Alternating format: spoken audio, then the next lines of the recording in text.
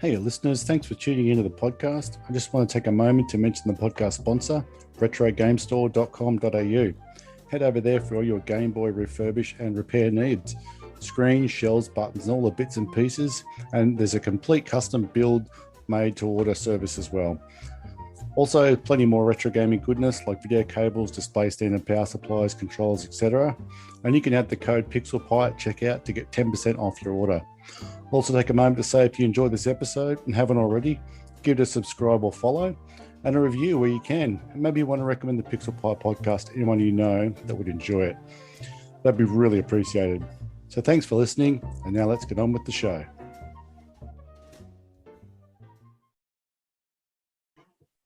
Hi, I'm Ned, also known as Pixel.Fixx, and you are listening to the Pixel Pie podcast.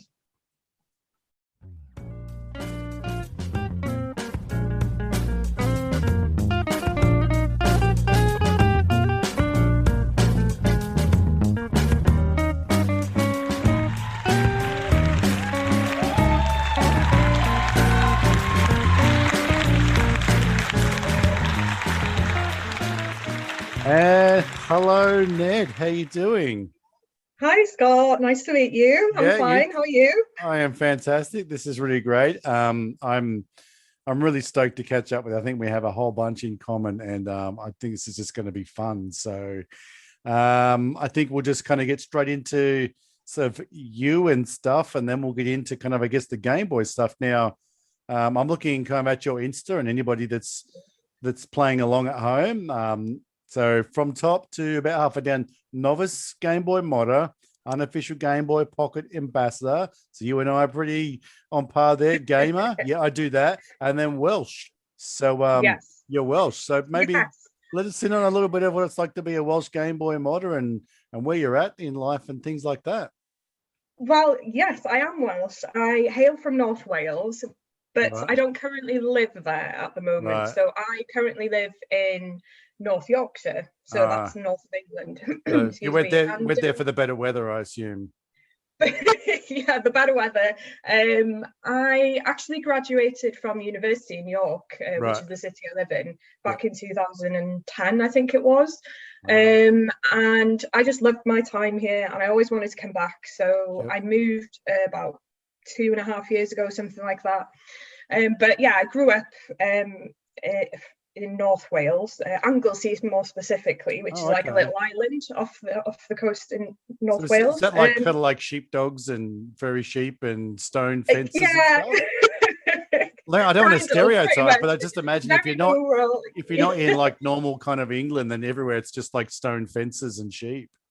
Oh yeah, well it's pretty much that in Anglesey, North Wales. It's a very rural community, right? Quite a lot of Welsh speakers there. Yeah.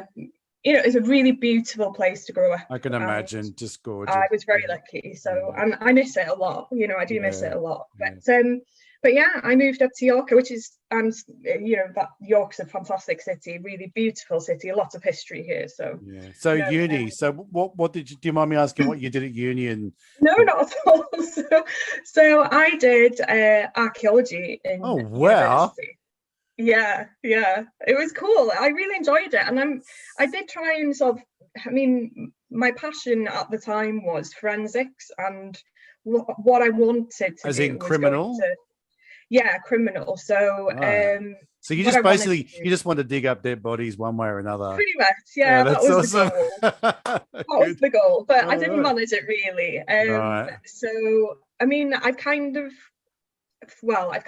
of fallen into the forensics field eventually.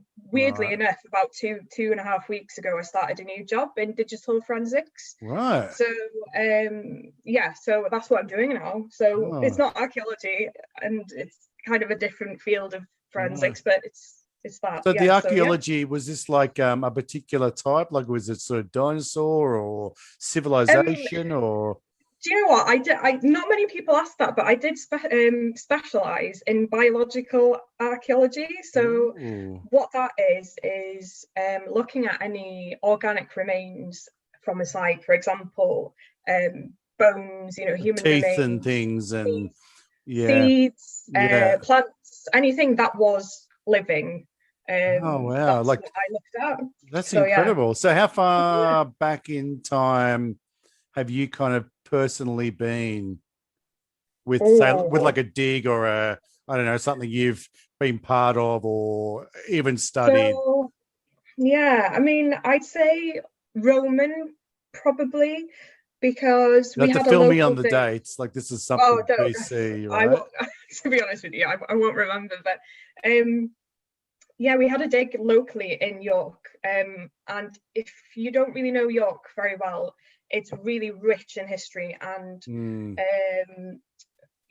it's a walled city. So usually the Romans, they built walls around the city as a defense, method. And anyway, I'm sort of digressing a So bit. York was occupied, Yes, at one right? point, and it's a Viking city as well. If you go Oh further my back as well, so gosh, it's a proper Viking city. that's insane. Um, and every year we have a Viking festival, and it's really great. It's really great. Yeah, But this yeah. particular dig was Roman, and I think there were some human remains dug up there, not personally by me, unfortunately. I did not find that. Oh, Which I was really gutted about.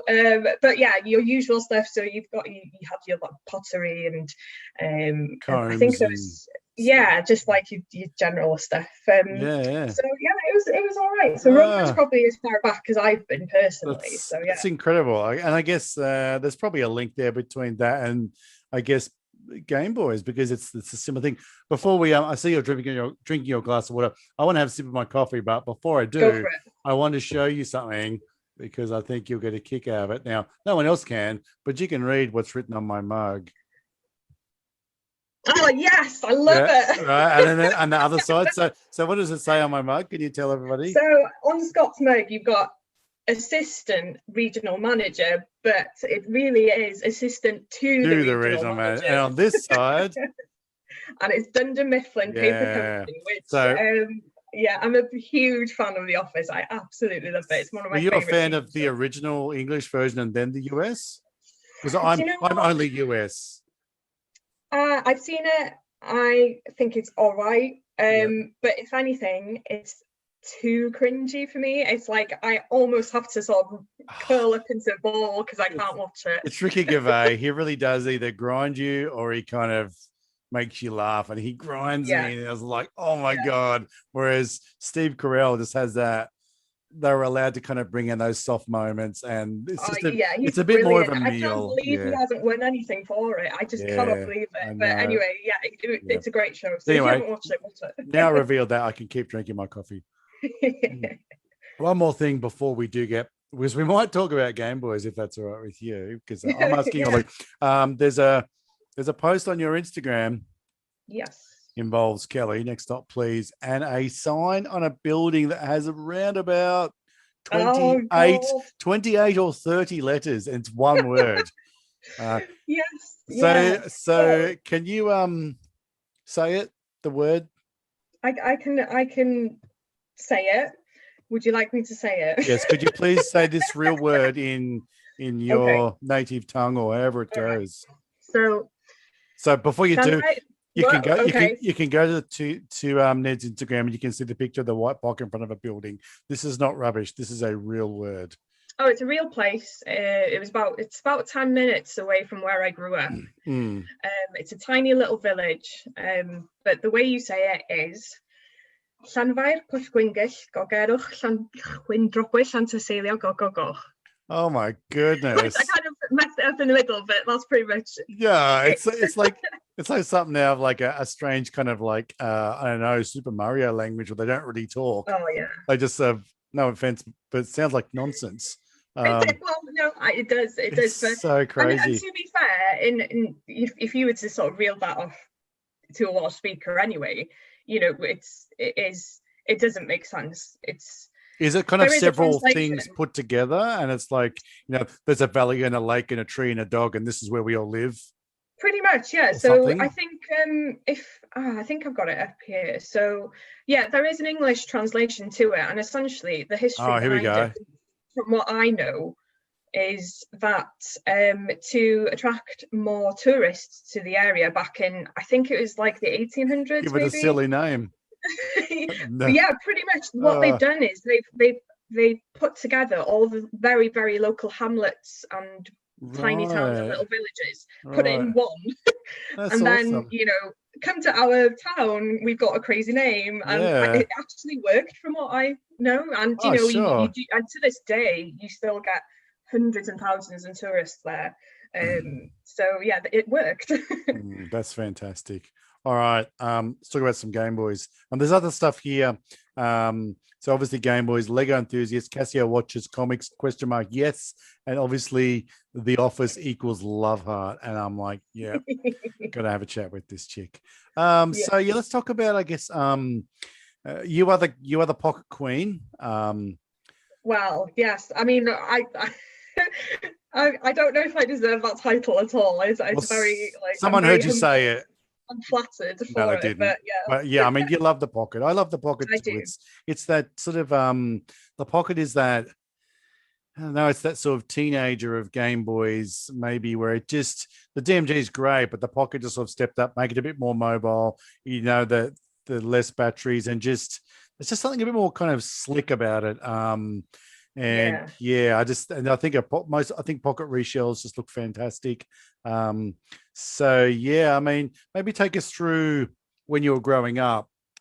At what point did just what's now retro gaming, but the Game Boys and I guess whatever else was in your life became a thing? For me, I'm 48 this year, and it's only the last 3 or 4 years I've really got into it. But some people are fortunate enough to have, like, since they were a lass or a lad, have just had it, and they love it, and I'm so jealous of you people. You make me yeah. Well, yeah, I mean, so I'm 32, so born late 80s, grew up throughout the 90s. My earliest gaming memory, I guess, is the Sega Mega Drive. So we had that in our household, and it was mainly my brother, my older brother, and I. We were just constantly playing it, and you know, what were the games? Do you remember? So I remember Aladdin. I remember Micro Machines. I remember the Sonic series. I remember Mickey Mouse World of Illusion. Oh my god, they're just such classic, like, imagination building, like a really good foundation for all sorts of stuff. So, all of those, yeah, it was brilliant. And I don't know, I mean, as cringy as it sounds, it was almost like I fell in love with it. And even at that young age, I was just like, this is great, it's so cool. And then so that evolved further on later in life. So we moved on from that. My next console that I can remember is the N64. Right. Ooh, went to the dark side or whatever. I did, yeah. And I think that was the shift. So I went from Sega, and polygons I didn't really and Sega stuff again. Too. Yeah, right. Yeah. I've never had a Dreamcast.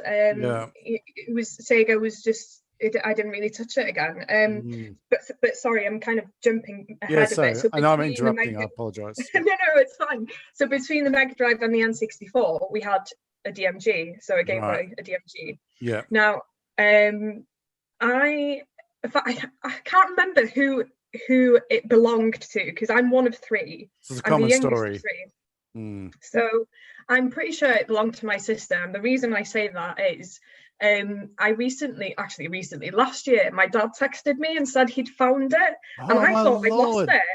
I thought I'd lost it to like forever. And he was like, "Oh, I know you're doing this thing with Game Boys right now. Do you want it?" And I was like, "Yeah, I definitely want it." And it was in such a mess. It was just so, like, I mean, it was still working. So he sent it over. And the reason why I think it belonged to my sister is that her name, my dad scrawled her name in literally every nook and cranny of the Game Boy. So behind the cartridge, her name. If you open the battery bay, her name. Oh, wow. So it was fine, because I cleaned it all up, I restored it, I managed to get it working without, the vertical lines and stuff. So yeah, sure. It was really, really very nostalgic process for me. Oh, that's beautiful. I remember playing it. I used to play it more than my sister, probably. Yeah. So yeah, and I've got it on my stories. A highlight, actually. DMG Restoration, I think it's called. So right. It starts off with a screenshot of the WhatsApp message I got from my dad, and then it just, the journey throughout the whole restoration process. Yeah. So yeah, and I've got that very proudly sitting on the shelf now, which I'm never going to sell. I'm just going to keep that forever. That's amazing. I mean, it's those sorts of things. I was talking to Jamesy, and he doesn't. Fortunately, he doesn't have it, but he's got a photo of him and his granddad. Yeah, I remember playing, and I'm just like, oh man, I wish I had that. Where is that? Oh, it's charging. My mother and father-in-law are with us at the moment. They're doing a big market, like a boot sale tomorrow with my wife and daughter, and they get together. They love it, and I get to sleep in and stuff. It's awesome. And she's gone through some stuff, and she's pretty good. One of the first Game Boys I got was a black DMG that my wife and her brother had when they were kids, and the cartridges still got like their tennis scores and stuff. And I was like, that's amazing. But today she pulled out this, I don't know if you remember the original Ipod Shuffle.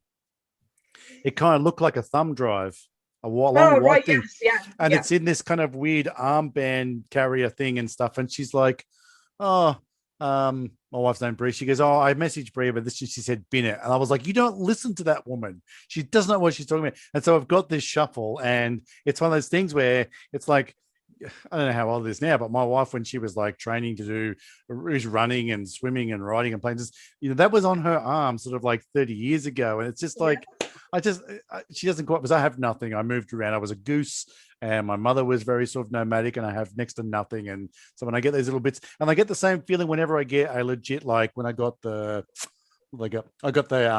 Game Boy Light from Japan, and when it turned up, I was like, this has been somewhere. And every Game Boy I get, I think this has been somewhere. Someone's loved it. Maybe they didn't love it. Either way, to cross paths with this thing, it's really. And I always think of these stories like yours and James's and whoever else has spoken about it.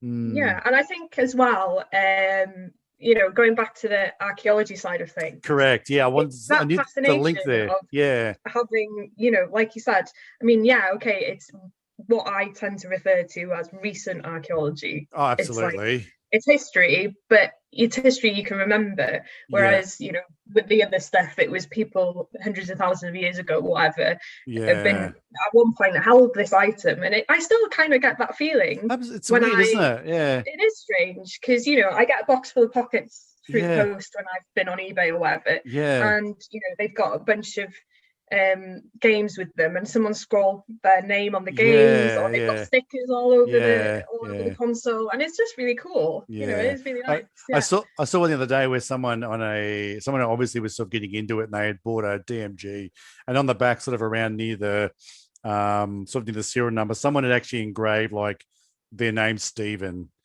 and the guy's like, on Facebook, he's like, does anybody know what I could do about this? And someone's like, change your name to Stephen. It's like, that would be a fix. Yeah, good. I especially felt this when I got a couple of nice, the red and the green Play It Loud DMGs, and I kind of was going to open them up and clean them up, and I'm like, so I'm opening this for the first time since it was assembled in like, I don't know, 89 in a factory in wherever in Japan, undoing these screws. And I feel a bit like Harrison Ford kind of going into this, or Indiana Jones going into this tomb of, the whole archaeological thing, and I'm expecting like, and I open, ooh, this little ghost fly out or something. It's like, no, it's fine. It's in really good shape, but it's fun. I really enjoy that aspect of, I watch a few of the other YouTubers, and they're like, some things are just like, I don't know why this is still working. It's in terrible shape and stuff. Yeah. So so you had the Game Boy, and then went to the. And I do you think maybe the Game Boy was what kind of led you down the Nintendo path, and by the time you got around to a console, the N64 was the one that was out. Well, I can't remember exactly what happened, but I'm pretty certain we got it for one of the Christmases. Right. So it's a family N64. So it's a family. It's like the big present. I was really lucky anyway. So I think it must have been the thing at the time, the console to have at the time. And cool. I was very lucky enough that my parents, it's probably my dad actually. I'm going to get this for the kids. Love, the kids like this thing. Yeah, okay. Sure, Dad. And then it was just hours and hours and hours on the N64. So what were those games? Legend of Zelda, Ocarina of Time. I mean, my brother used to play a lot of fighting games, so he played like Fighter's Destiny, I think it was called. Just Diddy Kong Racing, Jet Force Gemini, GoldenEye, Perfect Dark, all of them, the classics. And yeah, just loved it. Really, really enjoyed playing again. And then from there, I think the next console, and I in between these consoles, I probably had the handhelds. So I think at one point I had a Game Boy Advance. Ooh. That was a birthday gift. So was that yours? That was your first? That was mine. I asked for it specifically because I was like, I really want it. And then again, hours and hours and hours of Tony Hawk's Pro Skater 2. Oh, I think how rad is that?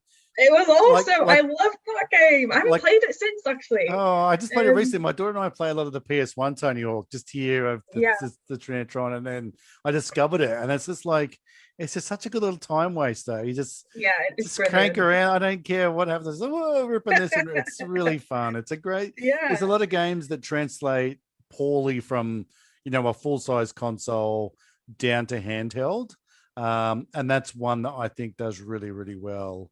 They've done really well with that. I remember thinking that at the time. I was like kind of blown away about the physics of it, or the in-game physics of it. Yeah, it feels the same. Yeah, it was really good. They did a really good job with it. And so I mean, Mario Kart Super Circuit, I think it's called, the Mario Kart version on the Game Boy Advance. And I remember this one game. Well, there's a couple of games that really stick in my head. One of them's Broken Sword. Do you remember I'm not that familiar. series? Well, no, I don't remember anything. It was originally a bit of a point and click kind of series on the PC. I haven't played it on the PC, but Broken Sword is they did the same pretty much, translated it onto the Game Boy Advance, which was really cool. And was this a kind of like take over the land and have knights and things or something? No, so you play as the main character. It's Broken Sword, and then subtitle is Shadow of the Templars. Whoa. So if you can imagine me as a sort of really loving archaeology as a young teenager. And there's a lot of that in there, a lot of like the Holy Grail type of story in there. The Crusades and the Templars and all of that, and it was like really crazy, and conspiracy theories. It's like really, it blew me away. I loved it. And then the other game was Golden Sun, which again, I plowed a lot of hours. I don't think I ever even completed it, but I plowed a lot of hours into it. I wanted to play that recently, but I think the cartridge has like I've got EverDrive for the GBA, and I think what have I got? Maybe the Easy Flash, but I think it's got like the real-time clock, or there's some like weird sun thing or something in the cart. All right, and you've got to be able to kind of like sync the clock with the actual day that you're on your part of the world, and I don't think the Easy Flash does that well, so I was like but I've heard so much good stuff about Golden Sun. I'm just looking at the picture of that original DMG, and I'm pretty impressed with the battery cover. It's oh my God, it's I know green tape. Green electrical tape, and it just shows how long the batteries would last, because you just reapply tape once every 3 weeks. I've been meaning to ask a lot of people this, and I keep forgetting, but like, and I guess in retrospect, it's easy to give an answer. But at the time, especially since you had a Mega Drive in your life, when you had a Game Boy and the Advance, did you not think that the screen was crappy? I think I know this technology is back then, but do you remember thinking, I'm 9, but I think this could be better? No way. If I was playing it, getting that as a gift or however I came across it for the first time. Yeah.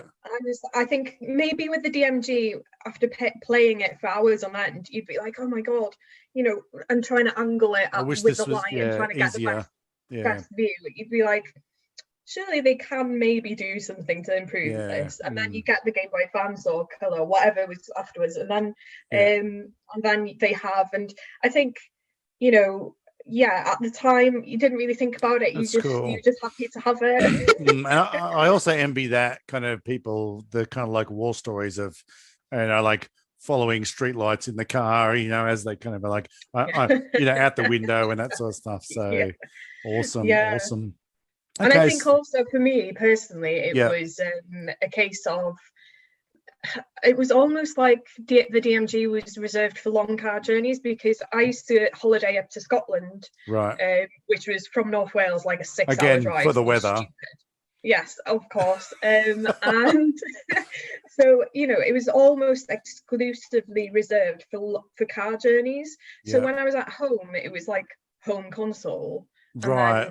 When I was on car journeys, that's how I remember it anyway. That's really cool.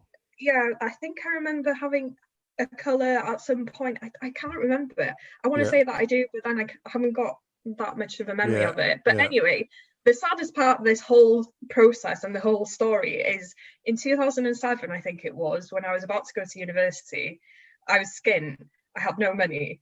And I needed some beer money. I don't like where this is going. No, I know. And you needed beer money. I sold everything. Apart from the DMG, somehow that managed to escape, and I still to this day don't know how. So I sold my Game Boy Advance. I sold all the games. I sold all the original games for the DMG. I'm pretty sure of it. Anything that I had, I pretty much sold on eBay for probably really, if you need, not that much. A pint. Oh God, yeah. So that is like my biggest regret, is doing that. And now I feel, you can't feel bad. Awful. I mean, look, hopefully, and like being in your part of the world, maybe it kind of stayed, within the United Kingdom, and who knows who got hold of it eventually down the road, and like it could be a refurb thing, living the best life it could right now. It could well be, and I'm just glad that someone else, I'm hoping an enthusiast or someone, or whoever did, that they still got it. And that's amazing. I just realized your hoodie, obviously people can't see, but there is a picture on your Instagram. And so your hoodie, I'll describe it as green. And there's so it's kind of like a British racing green. And across the middle is a big black stripe. It kind of goes from, I don't know, from nipple to nipple with the R on the side. And it basically, it's the screen of a DMG with no cartridge in it. That's right, yeah. That's super cool. I saw it online. And I was like, that is so cool. And that's really cool. Almost, if you were to go out in it, and if you ever had someone come up to you, only someone would know. You are worth my time. That's right. Like, I know you're going to be a really good person to talk to. And, it's almost like a filter of people. Yeah, absolutely. If you don't know what this means, go away. I thought I could get really profound and talk and get way too deep on that. But like the fact that it's kind of like a blank screen means that you're kind of the wearer is the cartridge. Oh wow! Yeah, I didn't even think about it like isn't that good? Interesting. Right, so leaning into that, what game are you? Oh, I'd say I am action adventure RPG type of game. Oh, okay. Like I like to be, I like to have a main character, and I like to follow their story. If they've got a good story, that's what I love. So that's me, probably big action adventure RPG type thing. Yeah, I think you might be on the pre-order list for Anthony's 100%. Isn't that good? Sanctuary, is that what it's called? I think. Like I mean, what I'm referring to is Nara Makes Games, the Mayor of Sanctuary. I'm like, I just wish I was Bruce Wayne, because I'd be like, dude, just leave your job. I'll fund this. Just do it. Just take as long as you like. You're an artist. That's fine. I'm pumped for it. Like, I'm not big on adventures. I did play Minish Cap on the GBA. There's just something really beautiful about that. I can't do a lot of Zelda because I'm not keen on walking around trying to find the right wall to throw a bomb in front of, but I do enjoy it. And Yeah, this one, just his whole, I know he's, the animal connection that he has and just everything. And, he spent some legitimate time thinking about life whilst living in Japan and things. So it's, yeah. So yeah, that sounds like you're going to be on the pre-order list with me. Oh, definitely. Yeah, I can't wait. He's the artwork that he shared recently looks amazing, and listening to his episode, it sounds like he's got a really good grounding even before he started. He's got a really good grounding and understanding of how to create something like that. It's very inspirational. I was sort of chatting with him recently about like what would the end package be, and I'm like, I want a box, and I want a poster, and I want buttons, and just sign me up. Like if there's like the Uber, kind of SpaceXy gold edition, dude, I want that. And I want to give him the opportunity to just really crank out something amazing. I recently, and we probably all saw Kelly's it's an Evangelion GBC, next stop please. And it's got the box, and I was just like, oh dude, like that's such an eye for detail. And when I see, it's the whole experience, isn't it? It's as if you were to pick it up off the shelf, and that's what it would be like if you were to manufacture it. And it just looks amazing. You assume there's a shelf of them in a Walmart somewhere. It's just definitely that professional. Beautiful. Coolies. So I see a lot on your Instagram, a lot of pockets, and a lot of micros, and a beautiful dog. Oh yeah. She is. She's a very, very pretty dog. Yeah, she gets a lot of attention. Yeah, they deserve it. When they love you back, they deserve it. So she's hilarious as well. She's a good laugh. She makes us laugh. Yeah. So let's talk about I guess of those two, because they're two fairly different ends of the spectrum. Like the micro's the very end, and seems to be almost sort of functionally kind of rubbish because it's so small. But still gorgeous regardless of its condition. There's something aesthetically about it. And then there's the pocket you and I have discussed prior to this chat and just in general, around Instagram. But like if it was a pocket, it's like, yay, sign me up. So those two seem to have really caught your eye. Can you kind of draw a parallel between the two, or is there two reasons why you're at either end?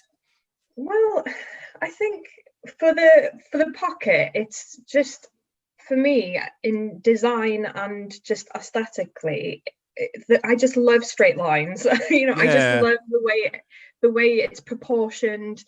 I've got pretty small hands, so the DMG in my hands, it's fine, but it's very bulky. So the pocket for me, just looks wise, it's just proportions, it's just really, really a really beautiful handheld for me. And when it comes to the micro, I do like small things. Like I'm always very impressed with the technology and how small it can go into. And, anyway, but the micro, funnily enough, before I joined this community, I was never going to buy one. If I hadn't joined this community, I probably wouldn't have bought one.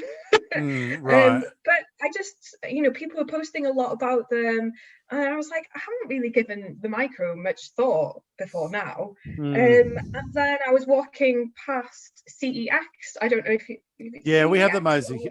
Yeah, we have them over here. I didn't really realize it was such a global thing, but no, neither did I actually. So I was walking past one day, and they had one in the window for an all right price, surprisingly. So I remember, I think I messaged David, so Nintendo DIY. I said, because he was doing a lot with micros at the time, and he would have known better than I did. I said, this micro's in CEX for this price. Do you think that's good? And he was like, yeah, that's pretty good actually. So I was like, oh. Anyway, I ended up buying it. And then the green. So that was a pink one, and then green. I love the color green. Green is one of my favorite colors, and I know that particular green in the micro is such a lovely sort of emeralds, almost sparkly. And I've looking for one, I'd heard that they were quite elusive and quite expensive, But again, I managed to find one online through CEX for an all right price. It wasn't dirt cheap, but it wasn't astronomical either. It was an okay price. But yeah, again, it's just aesthetically for my hands, having it in my palm. It's just really a really nice sort of piece of technology in my hands. And so for me, it's like, not like you said, it's not great to play on. I've played on it for a bit. It's not massively comfortable. But to look at, it's great. I think it's a really nice piece to have. I definitely need one. I'm just sort of looking for one that's in good shape. I mean, I think I'd really rather just fork out and get from Japan like a nice, good condition, the 25th anniversary version. Like that thing's just freaking gorgeous. You know, and for me, I'm probably going to end up paying $300 for one in good shape. Like probably not complete in box, and maybe it will be. I'll pay the extra more, but like a micro is not something that I'm going to kind of. I must have one at some point. I must, and I'm like, you know what? Just get the shiny one. You know, look after yourself, sort of thing. Yeah, they're both very much in my wheelhouse. I see here you've got the Greg's book. Oh no, sorry, the bitmap book, the box art collection. Oh yeah. Isn't that bonkers? Doesn't that make you just isn't it great? I mean, both of them. Greg's books. Yeah, and Greg's book. I had that a while ago, and you know, it was a huge help for me. That's Game Boy modding by Greg Farrell, Game Changer Mods. That's the one. Like I said with Greg, it's a timeless kind of text, because if you're going to go back and restore, it's all legit. Yeah. And he must be so proud of it, because imagine having that published. You know, that's your work. You put, you know, blood, sweat and tears into that, and I'm sure a lot of hundreds of hours have gone into that, and having it published and having people around the world, you know, with copies of it in their hands. It's such a crazy feeling, I imagine, but he did a great job with it, and you know, it's sitting proudly up on my shelf, and I'll dip into it every now and then. But and then the bitmap book was, I mean, it's just a work of art in itself. It's just insane. So inspirational.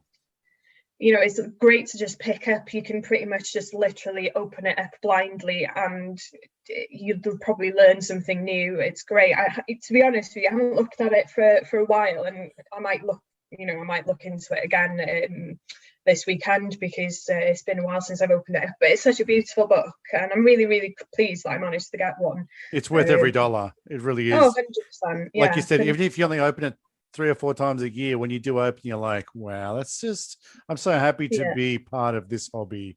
It just reminds you how much there is to get or, you know, sort of thing, and be part of.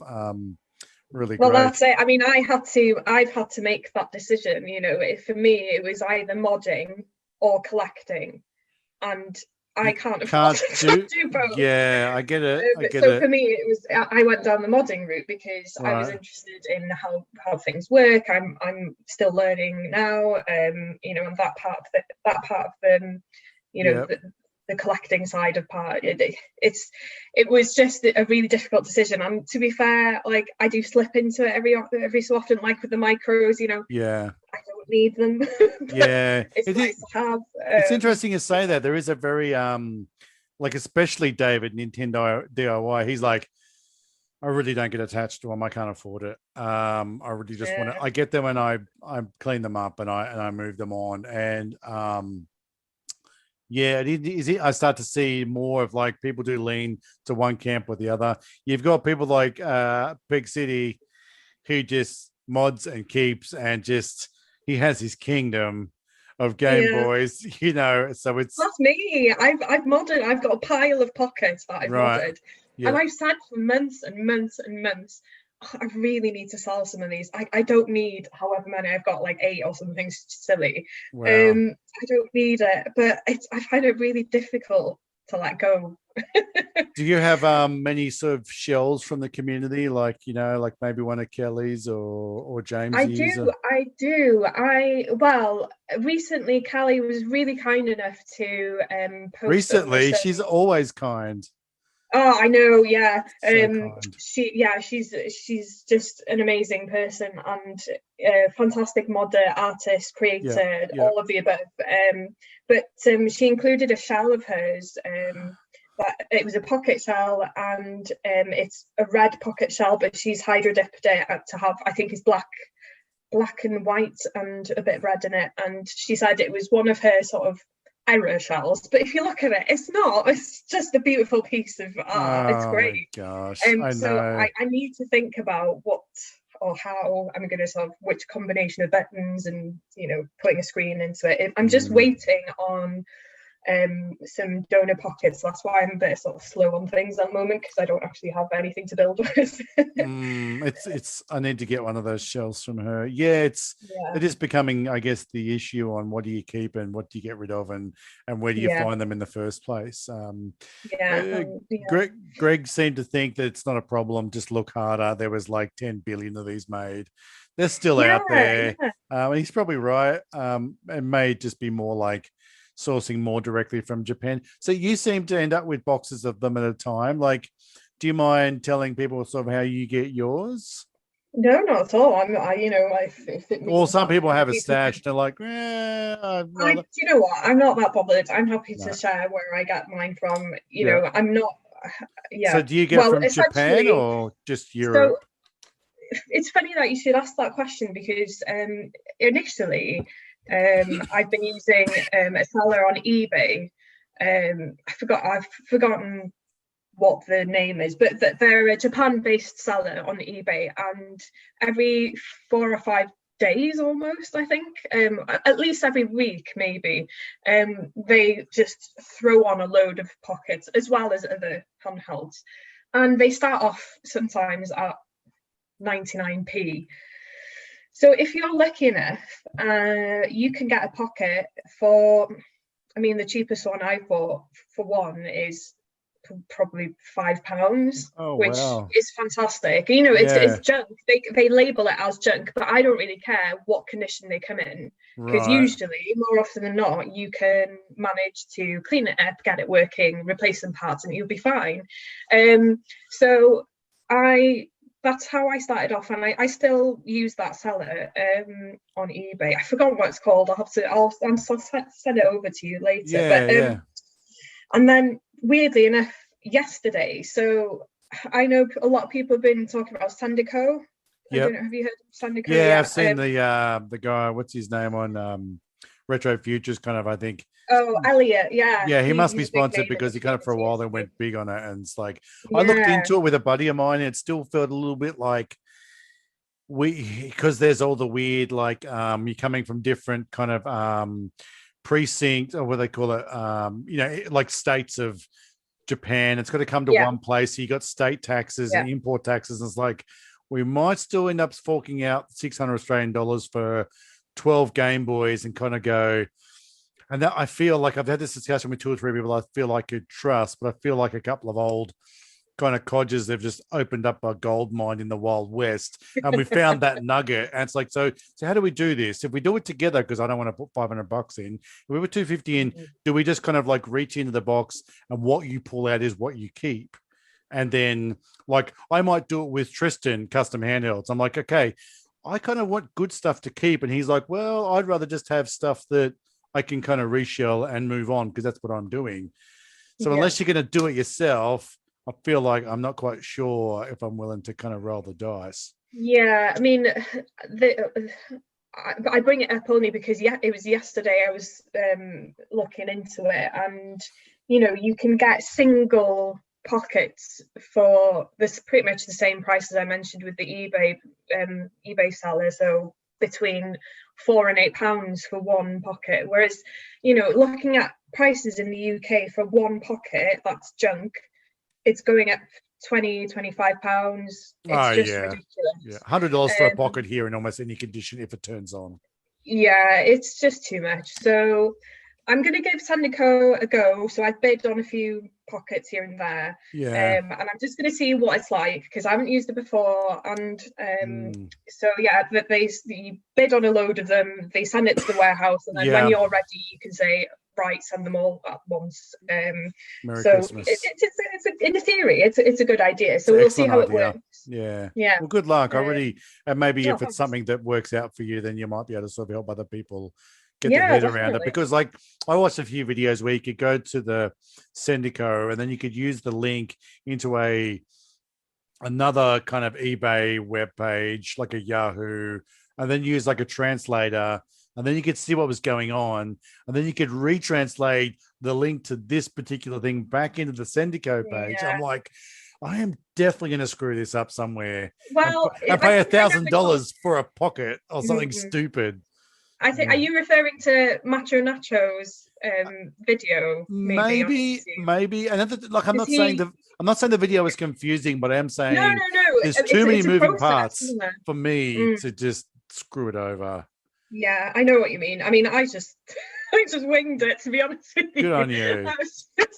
I was just the English translated website just turns up on my phone, and I'm like, just type in Game Boy Pocket, and then I see what comes up, and then I bid on it, and then we'll see what happens. So I think if you've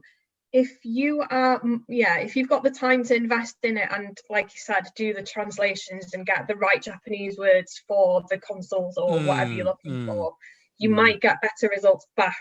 Yeah. So it's up to you. I mean, like I said, it's just an experiment for me at the moment, just to see what it's like. Yeah.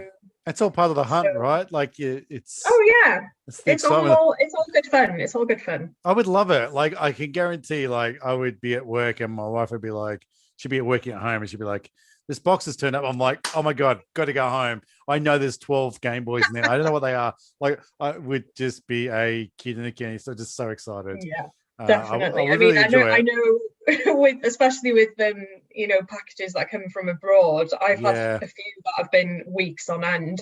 You almost forget about them. Yeah. So when something turns up, you're like, I actually don't remember what I've ordered. Yeah. What is this? And you open it up and it's, oh yes, brilliant. It's the Game Boy or whatever. Yeah. Right.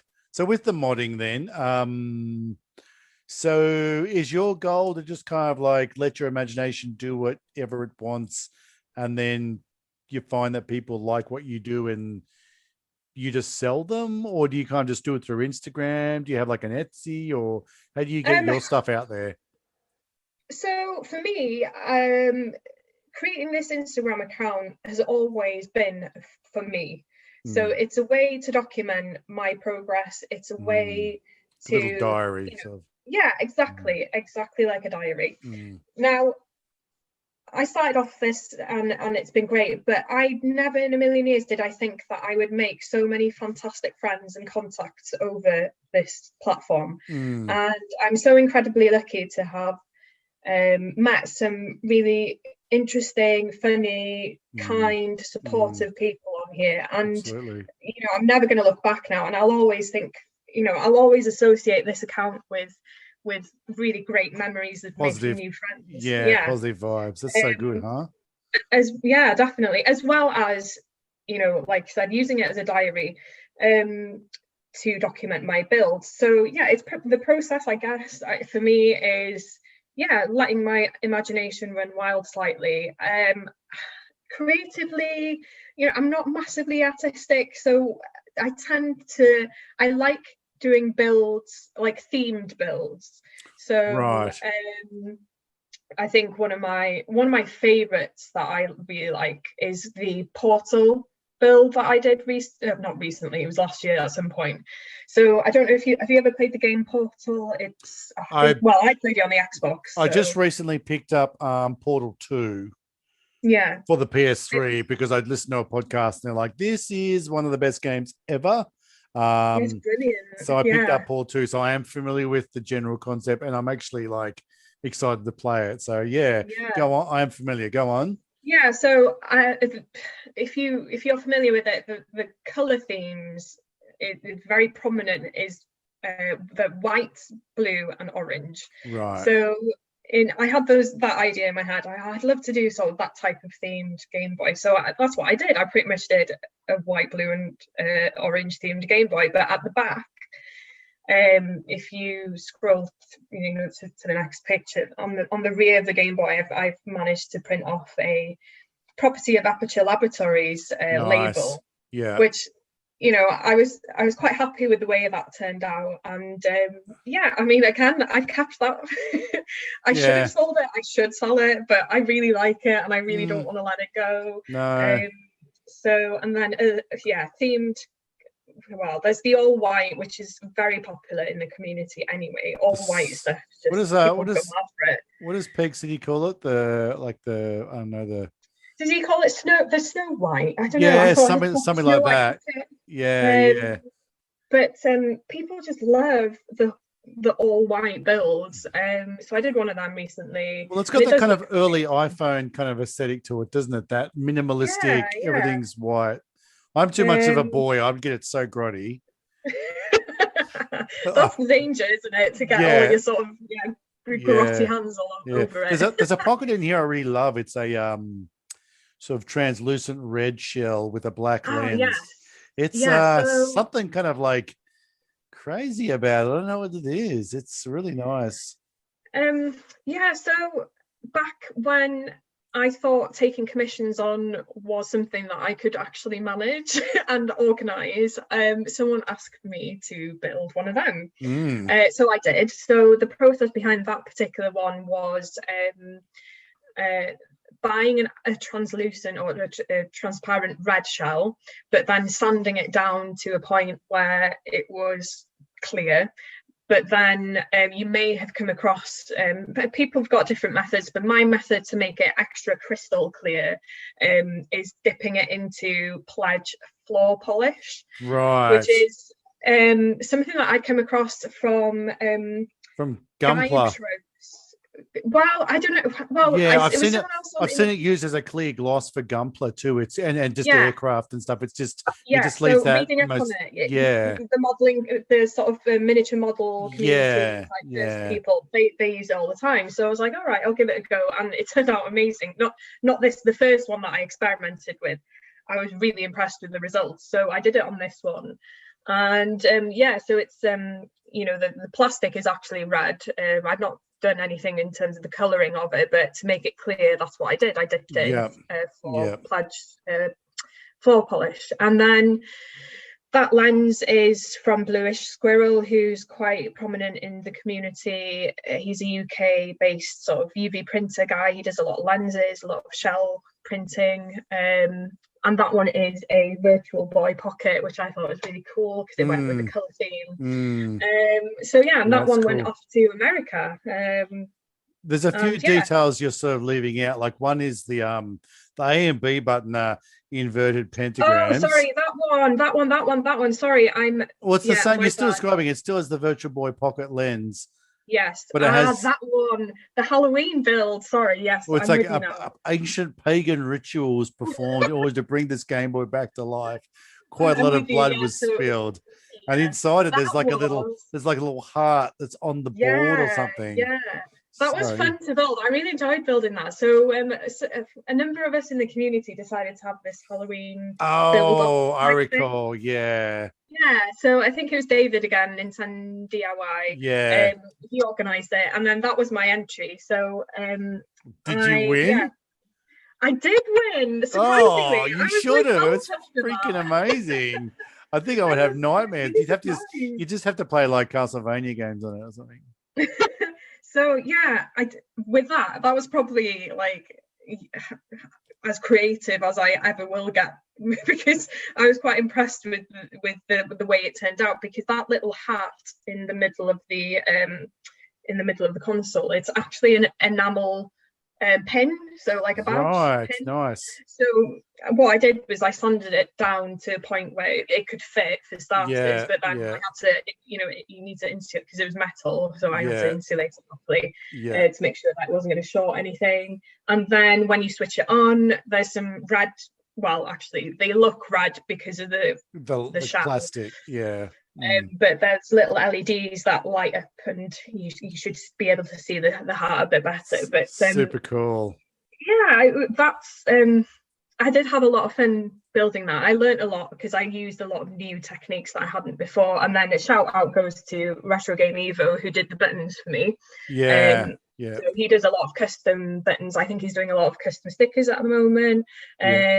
So, and he did a fantastic job with them because that just fit so well, and great stuff, really good stuff from him. That's amazing. So good. I mean, that kind of stuff, again, it's one of those situations where I look at a Game Boy that's been refurbished, but it looks like something that could have just come out of a shop today. And especially when you put it, like when we put the IPS screens in them, it's just this, like when they get like an old Porsche and just make it look like this rad Porsche by slapping carbon fiber all over it, whatever the vehicle is. Amazing. Yeah. There's another thing I just wanted to ask you about, because purely I just want to know what you think. Because I have a GameCube, the Wavebird controller. Yes. So what do you think? Like, did you play much before with and without it?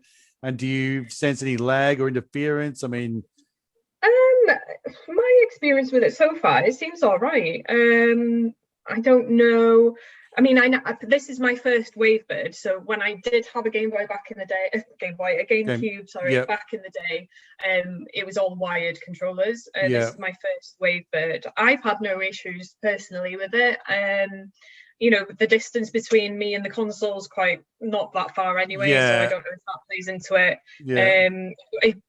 Are you experiencing lag with yours? I haven't got one, but I kind of I have 6 consoles squeezed into a small space, and one less cable would just be really cool. And I see them around, and I'm like I've seen some of these wild scenes can be affected by microwave ovens and things like this. And being older tech, I'm like, we've got Wi-Fi and laptops and God knows what else. I was just curious. I'm happy with mine. I think you should get one. Yeah, I'm more than happy with mine. I haven't experienced any lag, any issues.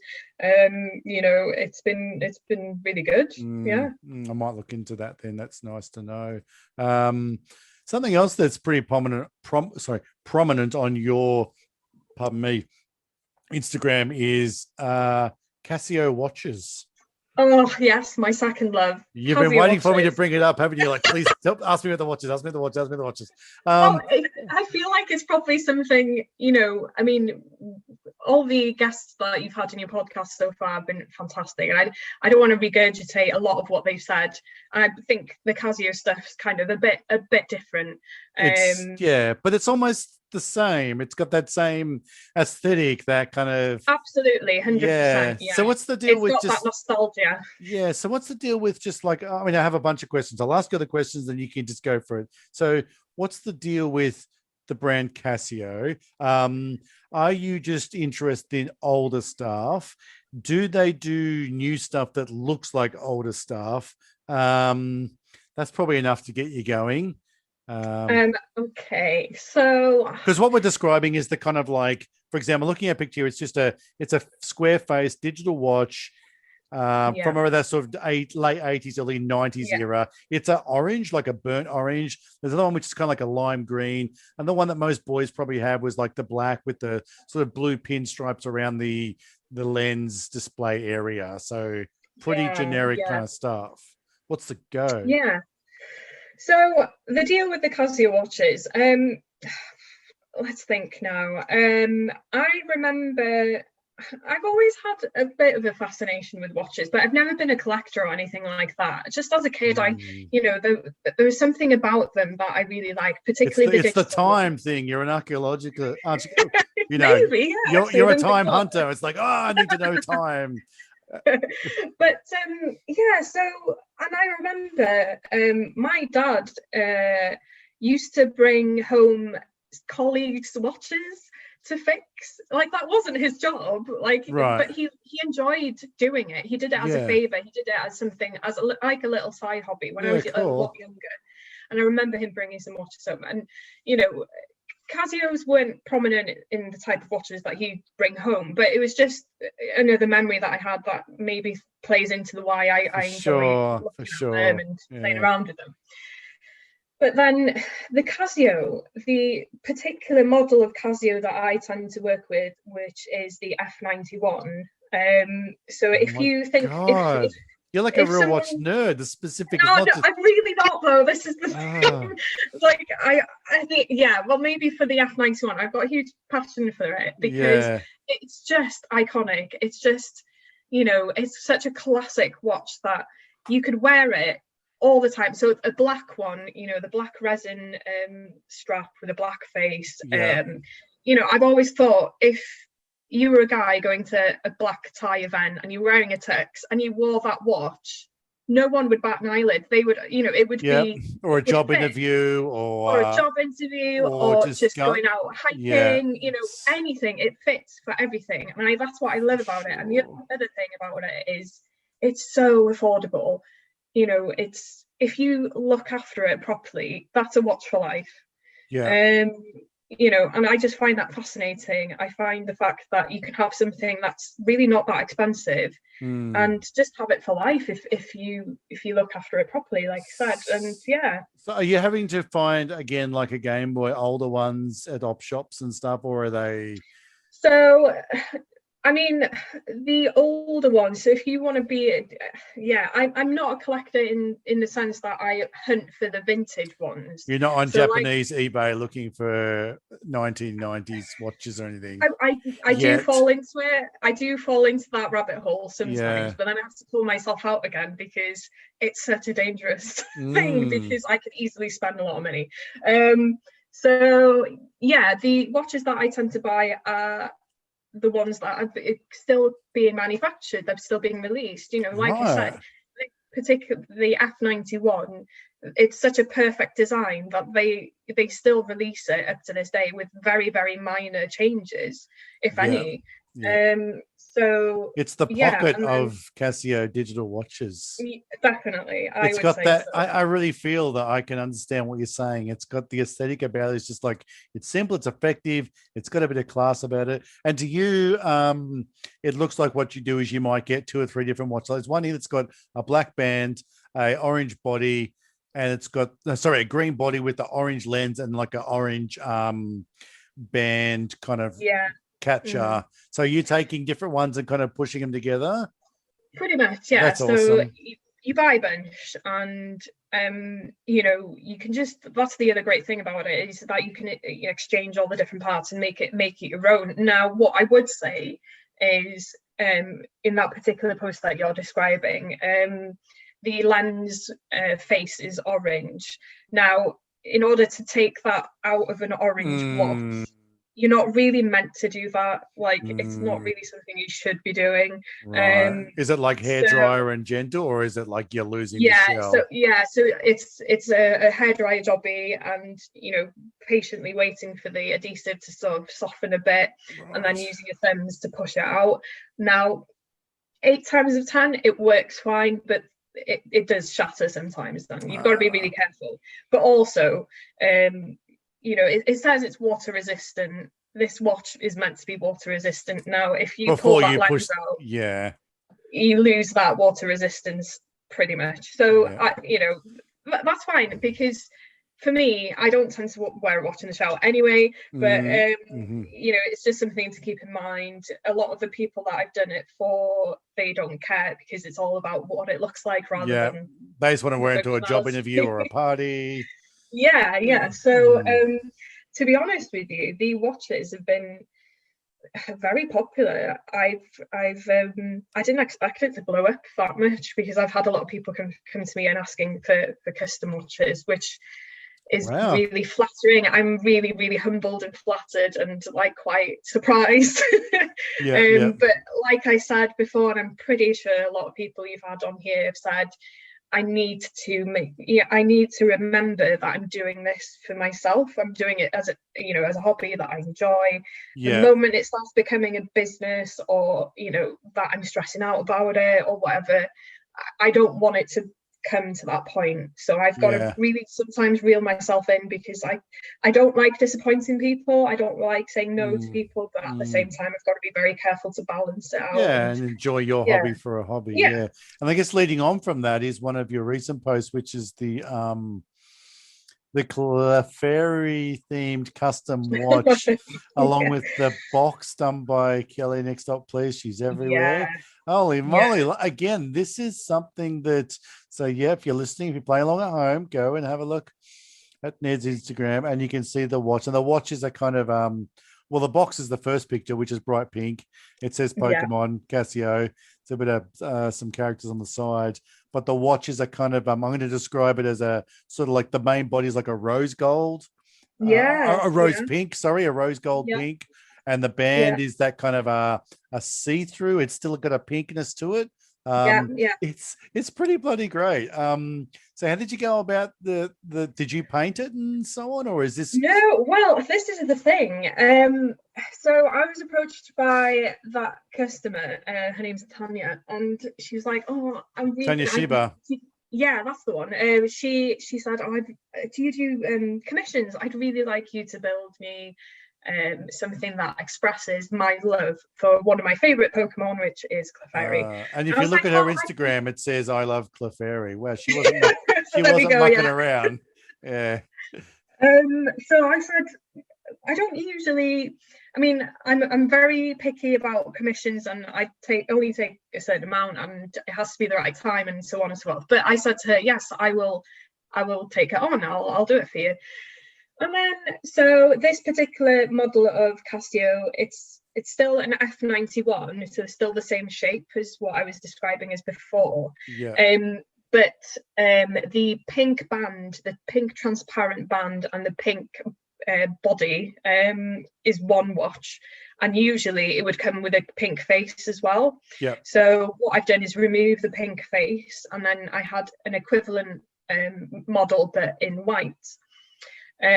So I've removed the white face from that one, put it in the pink one, and then if you look closely, you can see just in front of the LCD there's a pink filter, which is basically I see. Yes. Yeah, so what I use is filters that photographers use for taking pictures. You just sort of cut it to size, slip it in, make sure that it's kind of stuck in there, and then put it all back together. And what she was saying is that she wanted a brown accent to it, because I think Clefairy's ear tips are brown, I think. Or yep, they are. Yep. In some of the artwork, anyway. Yep. So I was like, oh God, how am I going to get brown into it? Because Casio don't manufacture that color at all. And so I just went online. I found this. I was just again very lucky. I found this guy on Etsy who's like a watch specialist, and he had them listed in a shop. So UK based as well, which is even better. Yeah. And then so I ordered it, put it all together. And then she was like, oh, do you know what would be really cool if you could have it in a box?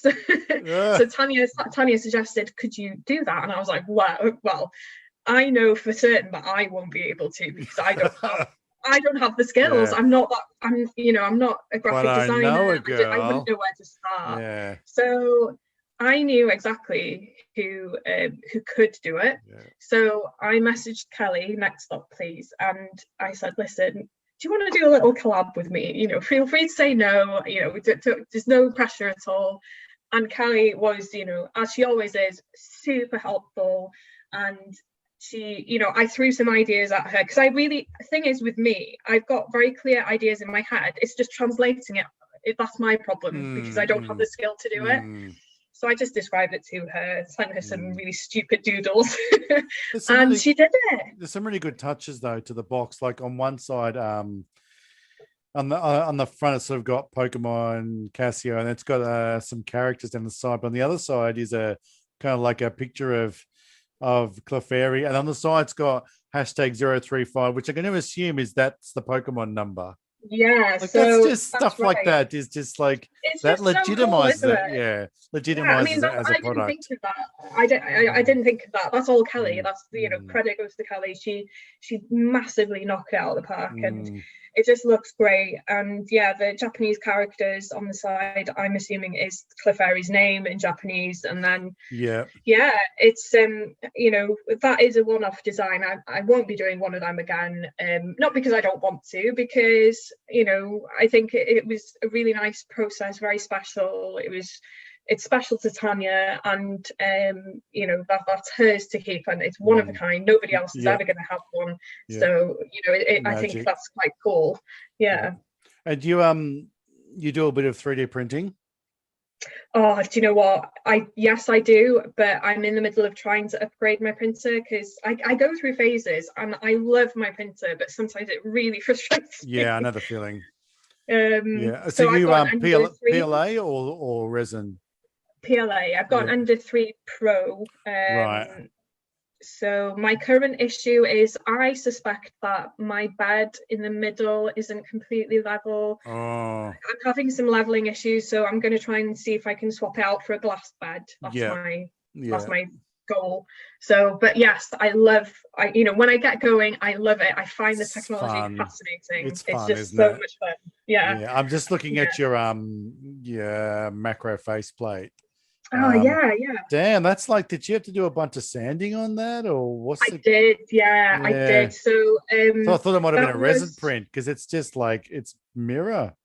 Yeah, well, I mean, so that was a file off Thingiverse. Again, I can't remember whose file it was. And essentially what he or she has designed it in, so it's 2 parts, very, very thin, two parts that you glue together to make the faceplate, if you know what I mean.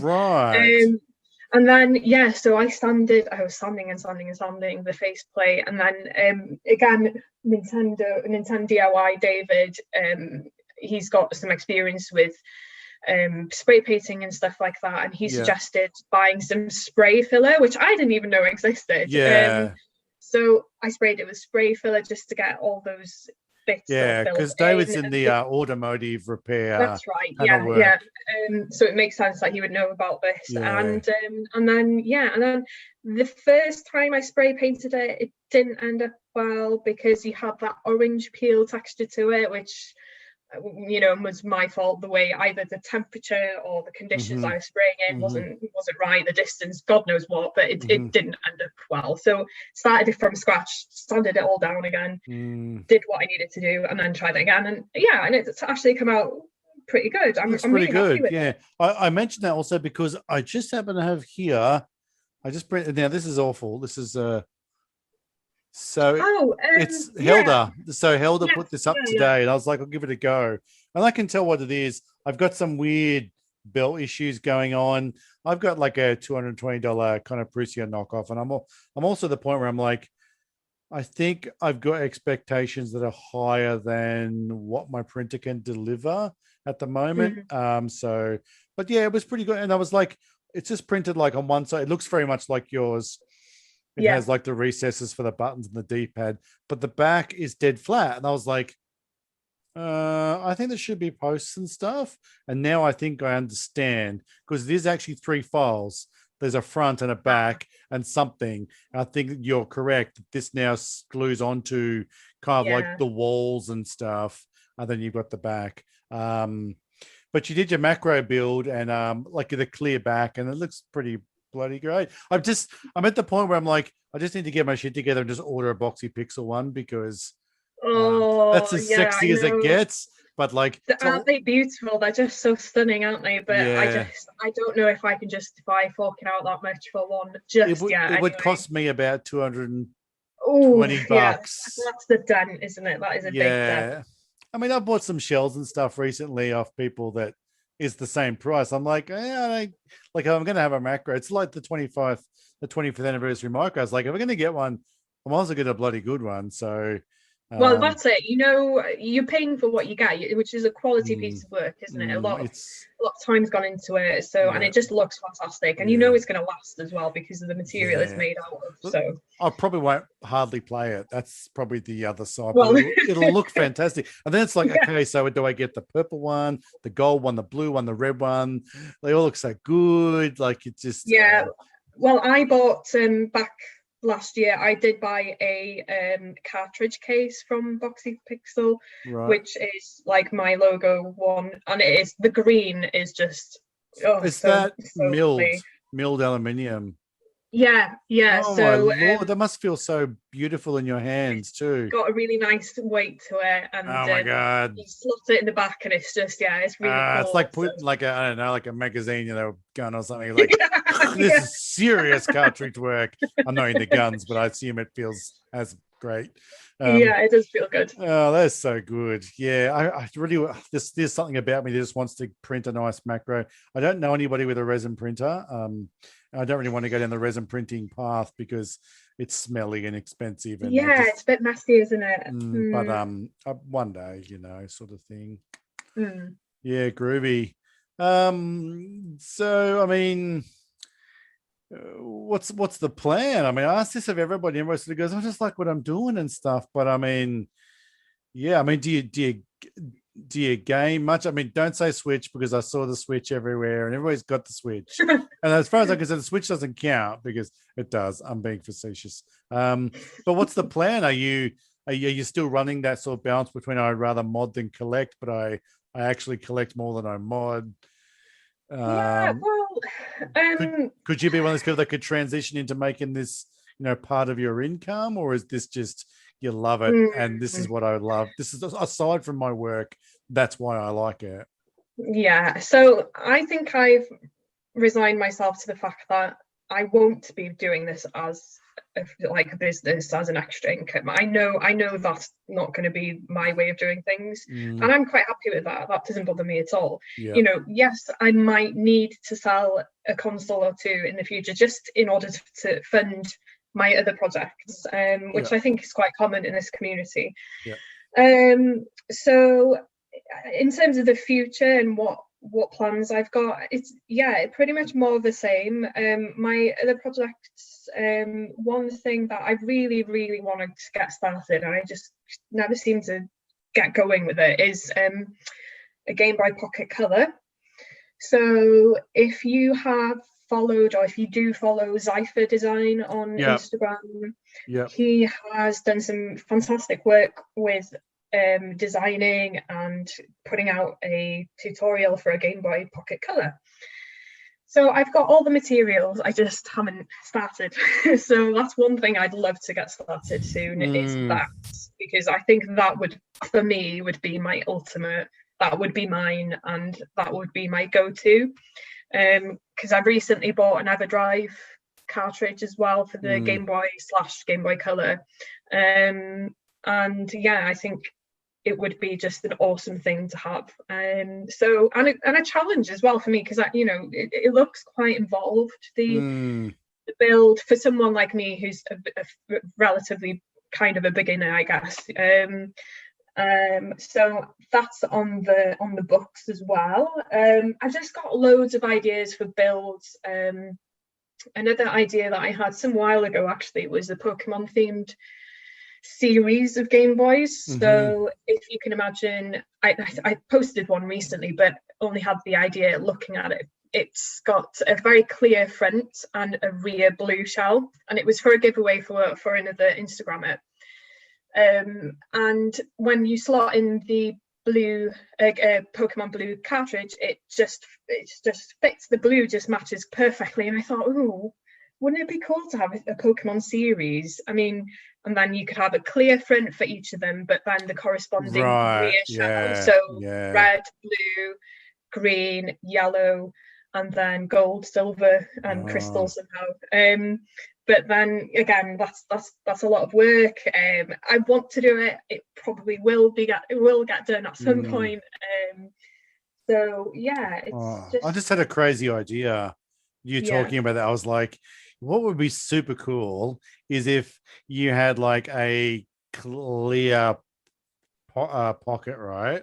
And then with that came, like, let's say the red and the blue. Let's just start simple. Red and the blue cart. And somehow the cart could be recognized by the pocket, and the pocket would light up to match the cart. So Nat, you're listening, I hope. So you can have the red and the blue inside it, and depending on which cart you put. Oh my God. All right, stop. I know. We didn't say a word. That's a really good idea. No, it's a someone just do idea. it. Because you could do the yellow, whatever. Like that's it would work, wouldn't it? You've got all your primary colors pretty much. So yeah. So you can sell the pocket with the 3 carts, and you just need some way of sort of telling the pocket what cart's in there. My God, that's amazing. I'm sure it can. I wonder if it. Yeah, well, it can be done. I'm the wrong person to ask. Yeah, me too. I'm like you. I'm full of amazing ideas that someone else can do and enjoy. Yeah. Look, that sounds like such a fun thing, though. I can see, even if you just did sort of like 3. I mean, you see a lot of Game Boys done up in the starters, like the Pikachu and the Bulbasaur and Charizard and things like that. And that's the beauty of Pokemon. It doesn't matter how many times you see a Pokemon Game Boy, you're just like, oh, it's Pikachu. Oh, it's Charizard. He's such an angry little guy. Like, it's just I'm not a huge Pokemon fan. I enjoyed it, and I played Blue and Gold when I was younger. Those were the 2 I had. But post that, I didn't touch it. I haven't touched anything after that at all. But I appreciate the there's a community in itself just that I just love it, and it's great. It's just a lot of fun. I just love Pokemon, and it is a lot of fun. It takes me back. It doesn't. I mean, I'm sure maybe for yourself as well. I know it does for me. It takes me back to trading the cards at school. And playing the game, and it's great. I sort of got to experience Pokemon as a dad, sort of with my 9-year-old daughter. Like the year before last, we really was just bought way too many dollars worth of booster boxes, and because we kind of got in on the like the Rebel Clash, and before that, and there's sort of this whole new thing started, and we got in on the ground floor, and we watched heaps of anime and stuff, and I kind of got to enjoy it with her, kind of through her eyes. And I guess we talked about stuff, and there's a lot of really good messages in Pokemon. There's also the whole like, hey, let's get these little creatures to fight for us, and while we take all the glory. And there's that side of it. I mean, that's a discussion to be had with a 9-year-old that has a really beautiful heart and compassion in itself. And there's lots of lessons. I mean, like, we could do this for now, but when Ash and that find Charmander like abandoned under a leaf, and his tail flames almost out, and it doesn't matter how much of a jerk Ash is, he's like, I need to make this Pokemon cared for and loved. And it really shows a lot of that. For my daughter was like, but Ash is a jerk. Why would he do that? I'm like, people sometimes seem like jerks, but they're motivated in certain directions. Yeah, no, definitely. Yeah, so cool, so cool. All righty. Well, look, I've really kept you here for a long time. It's fine. I just realized myself. When we started here, it was about 8 a.m. where you are on a Saturday, and it's about a bit after 5 p.m. where I am. So at least we're in the same day. That feels different. When I talk to people in the US, North America, it's like still yesterday and stuff. And no, we don't have hoverboards yet. Don't worry. But yeah, I mean, we've mentioned a lot of people that we're both very inspired by. Just as I've written them down, Zypher Design, Retro Game Evo, Bluish Squirrel, Game Changer Mods, Kelly Next Stop Please, Peg City, 8-Bit, and just the list goes on. It's all the same characters that just build this community and just make it such a fun place to be. And having these conversations, like, this is just you and I, and we're just like, hey, what could you do that? What could you do that? And I'm kind of afraid to go into this sort of Australian Canadian Discord that goes, because I'm like, I might not come out the other side the same person, because the stuff that gets created in there by people, and just with you guys, it just blows me away. And I really envy you guys for finding this, because there's lots of people that don't have it. Yeah. So I mean, if there's anybody else you kind of specifically want to give hugs to, or show, put the spotlight on, this is your opportunity. I mean, I don't say everybody has to, and it feels like I ambush people, but it's a good opportunity, because for a lot of people, this is the first time they've heard your voice. Probably, yeah. And a lot of people will say to me, it's so good to hear that person's voice.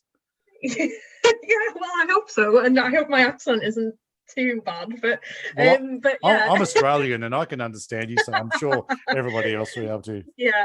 Oh God, no, it probably will be. I've only done a couple of lives or giveaways, and I tend to keep faceless as well. I don't really show my face online. But anyway, so other people in the community to shout out. There's so many, as you probably know. Yeah. So many. And we've already touched on a few, like you mentioned. But I know for me, there's a group of girls that, you know, it's very important to me that you know, anyone and everyone can join this community. And when I started, I thought I'd be relatively alone in that I'm female, but I was so wrong, and it's a great feeling. So Kelly's someone that I've mentioned, Next Up Please, you know, fantastic creator, artist, graphic designer, just modern, all around amazing person. And there's a group of us, and Natalie's another one. I mean, she's a genius. I always knew she was going to go places right from the start, and I'm really glad to see that she's doing so well. Julianne, so she's Gameboy 777. She is. She's the paintwork and the spray painting work that she does on her shells is just, I can't even like, it's just amazing. I really should get a shell from her actually, because they are just stunning. Another UK based modder, Frankenboy, her name's Amber. Consistency wise, you cannot fault her. She just knocks them out all the time. Some great builds there. And then we've got Joel's Gaming as well. She's not so much of a modern at the moment, but she's always there supporting us. She's always there cheering us on, which is super helpful, you know, really nice to chat to. I've recently come across a girl called Mint Mods as well. She's a modder based in the Philippines. You know, she's doing some cool work. She's got some stuff for sale now if you're really, you know, looking into a Game Boy Advance. I think she's got a really cool crystal clear one, which is pretty nice looking. So yeah, really nice group of girls, and you know, it's great to see, fantastic to see. And then outside of that, TL Ham Modding, obviously Trey, we hit it off when I first started. We had bounced ideas off each other. He's such a good man, though. He just he's just super cool. And he's recently released his artwork for his labels on, I think it's DeviantArt. So, you know, for anyone to access. So if you've got a printer, you can just go on his DeviantArt site, download whatever labels you want. And I've got a huge respect for that, because not a lot of people would have done that. And just to interject, he recently like Nat did up, or you'll be able to see it, I'll put it on my Instagram. Nat did up, you know, when you know you've hit the big time when you've got your own logo card. And he did up one that on the bottom of it had like his, because he did an episode with me, had like his episode, like I've seen episode I think it was 2 and the name of the episode. And cool. I was like, that's so good. Like, I wish I was rich. I could just sort of send one to everybody. And he has offered, he said to me, we sort of discussed it and stuff. And he said that he was willing to help people out to at least get the label and just get it done up. And he can send you the label for a few bucks for postage. And I mean, that's like, oh, I could do the whole car, you know, and the logo would say your episode and stuff. And I mean, you know, it's just really nice that people like Trey's like, man, I'm doing this. And I'm like, I wish everybody could do it. He's like, and we can do it, you know? So yeah, sorry to interrupt. I just didn't want to no, it's fine. I mean, that's a really cool idea. But yeah, he's someone that I like bouncing ideas off, and he does the same with me, and we just have a good chat and catch up. And yeah, so he's great. And then Anthony Nara Makes Games, we've mentioned him quickly. He's got the same love that I do for the Pocket, and as you do obviously as well. We just love the Pocket. We always swap tips and tricks and stuff when it comes to modding. That was Anthony Nara. Yeah, that's right. Nara Makes Games, and he's currently developing his game. And he's got a busted ankle, so he's got more time to bloody work on that game. Yes, come on. So, and then I've mentioned David Nintendo DIY quite a few times because he's quite good. He's almost like a consultant, almost thinking about it. Nice. He's quite good at pricing stuff. Oh, careful what words you use. He might start sending you invoices or something. But he's recently launched sort of a graphic design Instagram as well. So if you've got any issues with or any design ideas, you could always hit him up on Instagram. I think it's Not Design, KNOTT Design, I think. But anyway, one person that I think won't have been shouted out yet because he's relatively new, or they are relatively new to the scene, is someone called Matt Mods. Oh, I know this man. Yes. So his paint. So Matt Mods. He's been posting a lot of his paint jobs on Game Boy shells and consoles actually. And when I first saw it, I was completely blown away because it was fantastic. So I think, is it patina?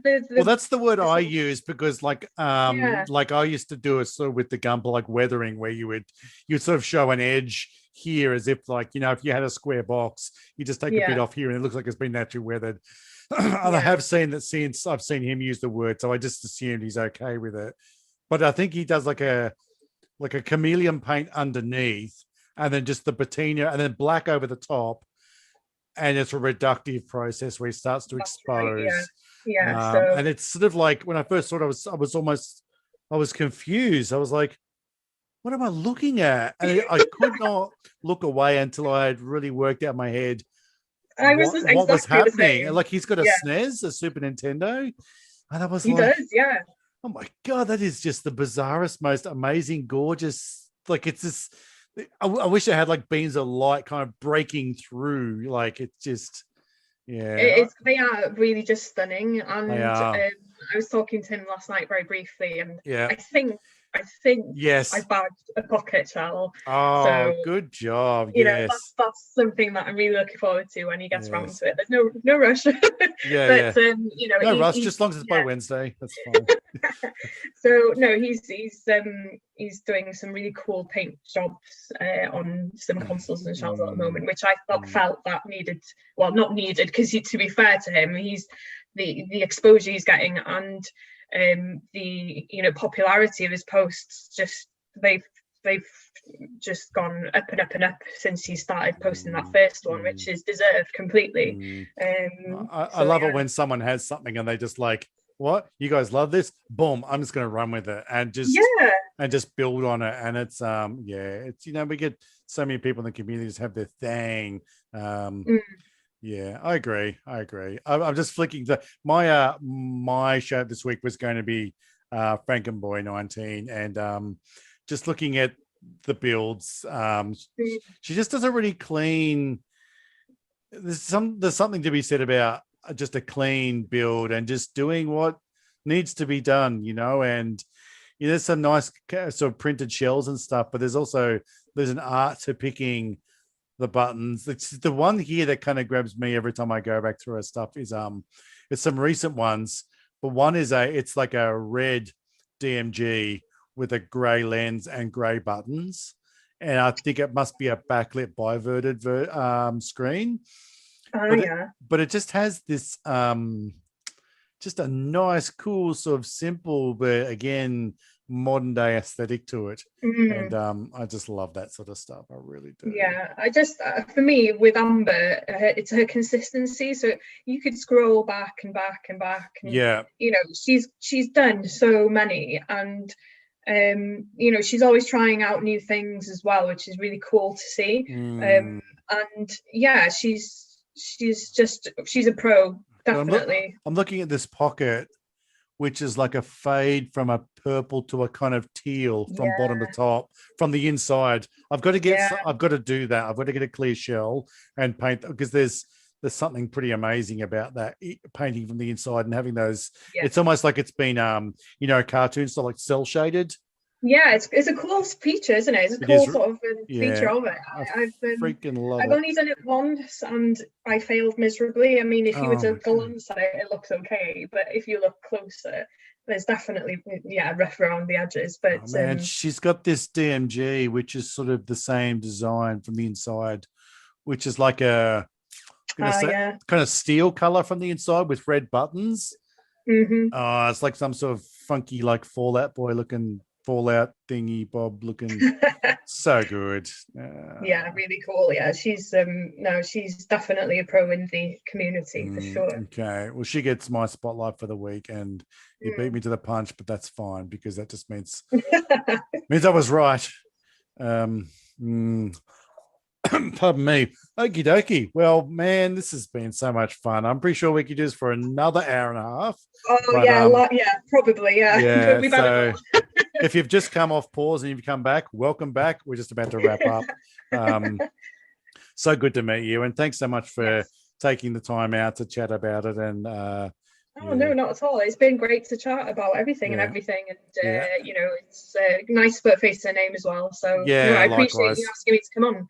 No, I really like the concept of people sort of saying, oh, man, it's so good to hear that person or this person sort of thing. So I know that right now, which is not right now because this is right now for us, but right now when that person's listening, they're like, so good, because we've got to keep it together. We really do.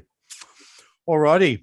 Well, Ned, I'm going to say thank you again. And I'm going to wish you all the best for your weekend because your Saturday has just begun.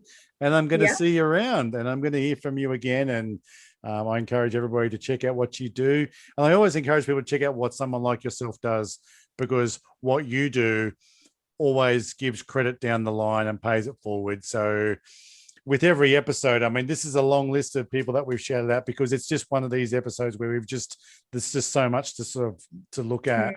But you go down one person's Insta and within 5 posts, you're on someone else's Insta. And within 5 posts, it's just this sort of chain letter of just the community it branches out and then it always comes back to the same place and then it branches back out again. And you're just like, how good is it? It's brilliant. I mean, I can't, it's just insane in a good way. Really, really cool. All righty. Well, I'm reluctant to end this conversation, but we must. So thank you so much for your time. Thank you. Thank you for having me. No worries at all. And like I said, we'll catch you around. We'll keep an eye on your stuff. And who knows? We'll probably get to talk again sometime. Cool. I look forward to it. Me too. Okay. Thank you so much. And thank you, everybody. Bye. Bye.